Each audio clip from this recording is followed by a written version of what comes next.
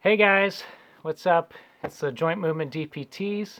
So we're just going to take you through kind of what we've been doing the past month. We're preparing for our boards exam. We graduated in December with our doctors of physical therapy. And now we kind of have this limbo, this time and space where we just kind of get to study. And so we can't start any of our travel therapy contracts until we pass our boards and get our state license. And then we'll be hitting the road after that. And so this is kind of our typical day. Obviously that changes. Yep, we want to take you through it. So here we go.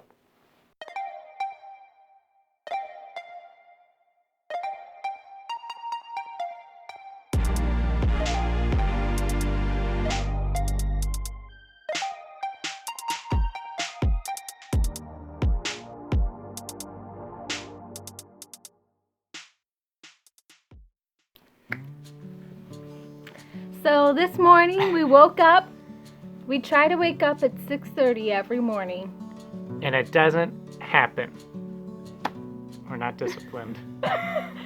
It doesn't happen.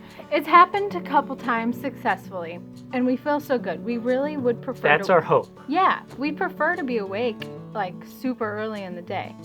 But we got on the schedule with holidays and with the new year and with having more time to see family, which has been awesome. It's been great. We just get to bed later, which means you wake up later. So last night we tried to change it and go to bed earlier, and that was... We just laid in bed for a while because we couldn't go to sleep. So our time clocks They're screwed up. They're so messed up. And so we're trying to retrain that. It's good to be disciplined, and we get so much more done when we wake up early and then go to bed early. And so that's our hope. Yeah, so we're going to take you through our morning process a little bit. So our typical day starts with us waking up, usually heading straight for the coffee. We got a special coffee that we make. Nod to my aunt and uncle that live in Texas. They showed it to me. Megan, explain how we make this really good tasting coffee. Delicious coffee. It's like a Starbucks treat without paying $4 for a Starbucks coffee. I mean, we're crunching our wallets here, you know, and this works out perfectly. So yeah, pinching pennies. Pinching those pennies. So buy yourself some heavy whipping cream, and then just use like maybe this much in the bottom of the mug, or your travel mug, or whatever you put your coffee in. Not very much. Then you purchase some sugar-free syrup. We get ours from Bed Bath & Beyond, or you could get yours from Starbucks if you want to keep your loyalties at Starbucks. And you just put however many pumps into your coffee that you want. That gives you all the flavoring you need. We have the vanilla and the salted caramel. Those are the two that we typically use, but they also have like mocha and the normal normal caramel flavoring. Flavor. Yeah. Skinny syrups. Skinny syrups. After you put the flavoring in the heavy whipping cream, you get one of these little puppies from Amazon. Yes. So it's a milk frother. It's a frother. Really, it just spins really fast and froths it up. And here's a pro tip for you. I found that if you put the little frother like into your heavy whipping cream, it won't get frothy. You kind of have to like put it halfway on the top, halfway submerged into the heavy whipping cream, and that gets all the air in there super quick for when you're on your way to work in the morning. So then once you've frothed it up and you have it in your mug, which only takes a few seconds, then what do you do? Then you make your coffee. Yeah, so however you do your coffee, if you French press it, if you make a coffee pot, we use a Keurig, so we just put in our grounds into our little mesh holder thing, put it in the Keurig, and then boom, 1 cup right on top of our froth, and it's delish. It's delicious. Thanks to my aunt and uncle. So after we got our coffee, what we do next is typically we take some time to read in our Bibles, and so we usually spend about 15 to 30 minutes in that, trying to read daily. And then we kind of set our intentions for the day. So sometimes that means making a task list.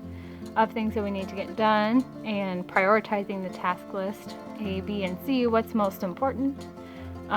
Or sometimes it's more of like a weekly checkup, like planning days for the week.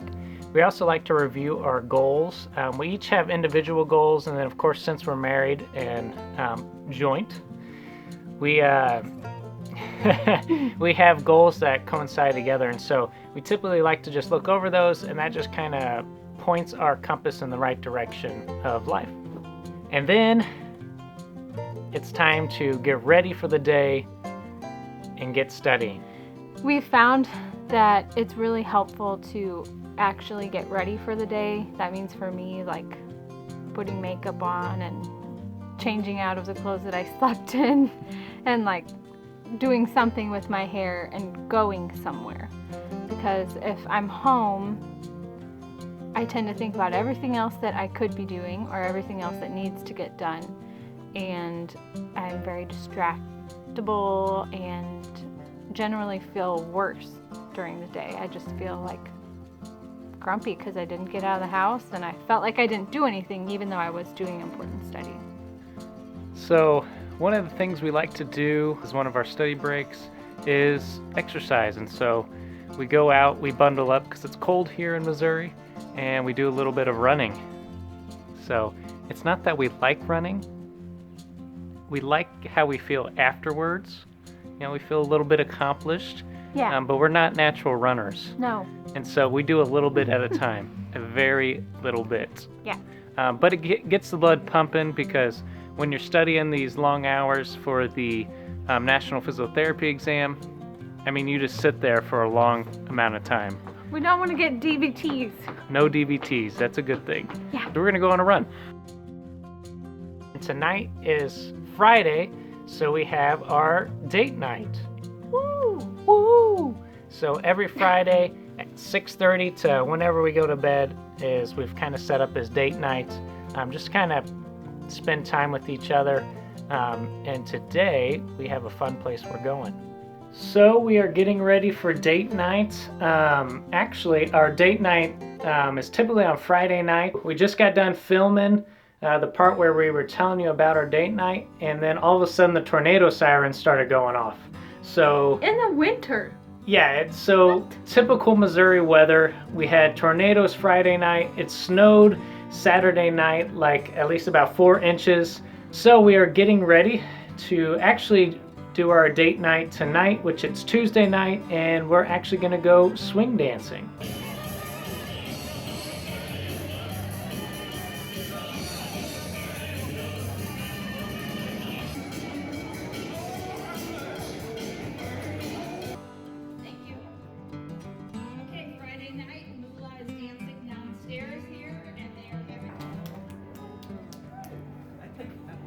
Swing dancing was super fun. It was a lot of 50-year-olds and up, but it was fun.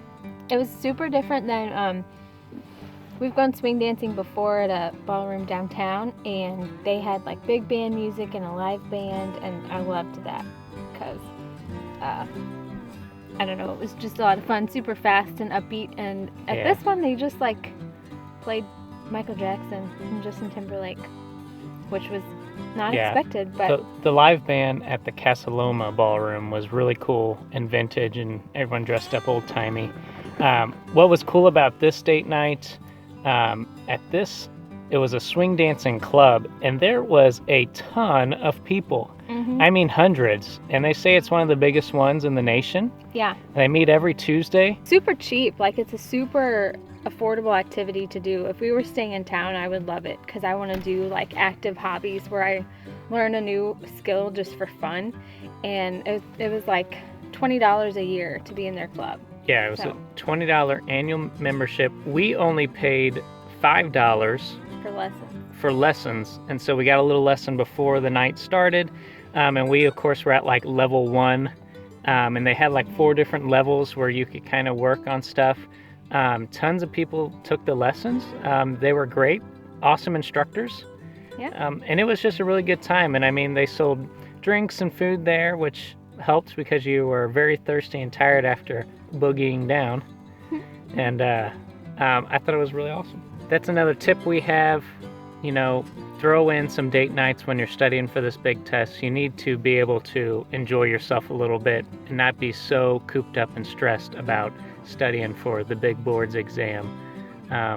So set a date night, set a night to go out with friends. It really helps to re-energize you for sure. To wrap up the video, we wanted to go through a few quick tips for studying for the NPTE, what we're doing and what we think would be beneficial for you to do. Step one would be to have a study plan. For us, that looked like taking a prep course. It was offered through our school, and they used score builders to host that class. And it was really, really good. Yeah, we thought it was very beneficial. So if you have the opportunity to take one of those, take it, because it really helps you get in the right mindset and feel confident that you can pass the test. Yeah. When we first were told about the class and we were told, you got to pay for it, I was pretty well like, these people keep taking all my money. And I didn't want to do it, but it was money well spent. It made us feel confident in our skills and what we had learned from our school. It made us feel confident in the plan because it helped us put together a study plan. And being on kind of the backside of that study plan now, it was totally worth it. And we feel very prepared for our exam, which is coming up. Part of that plan was to have a whole bunch of practice tests that we took. So if that isn't in your prep course, I would suggest incorporating that into your prep course to take a lot of practice exams, because it's really helped us in knowing if we're going to be successful on the test on our first try or not. Second tip would be to get up in the morning at a set time and go somewhere to study.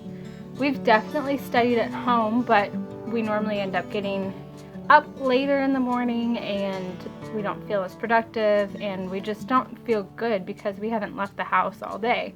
And that can get really boring and kind of mess with your mindset. So get up, have a couple different places to go study, find some good spots. We were using the library. We've used my parents' house when they're out at work, so it's quiet. My aunt and uncle have offered their house, and we've even gone to like Bread Co., but that one's more busy and noisy, so it's kind of hard. Yeah. Third tip. Third pro tip. Don't change your study habits now.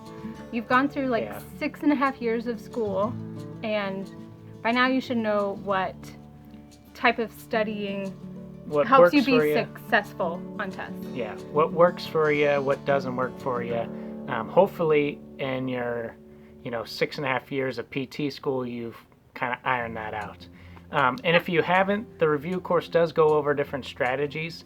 And so that might be, if you're not a good test taker and you haven't ironed it out, then that would be a good opportunity to look into those. Yeah. But if you've been doing well and you've made it this far, you've passed, you're doing something right, have confidence in your studying skills. Yeah. So as an example, for me, that looks like reading a lot of the content, but what helps me most of all is writing down key points that I've read and being able to write them again from memory. So I kind of just make a list on tons of pieces of paper, what I think is the most important and what I know is going to pop up on the test, so that I can know that I've looked at it, know that I've memorized it. I don't have to second guess if I'm remembering it wrong when I'm on the test. So that's what I know helps me do better. And there's so many other different ways. So just stick with what you know works for you. That's our big 3 tips for studying for the NPTE, and that's what we've been up to. Life has been pretty monotonous, but we wanted to check in with you guys, let you know we're still here. So good luck with your studying. Good luck with the NPTE. Get it done in the first try. And to all of our classmates that are studying and are going to take the test on January 29th, good luck to you guys too. And until next time, See ya. See ya.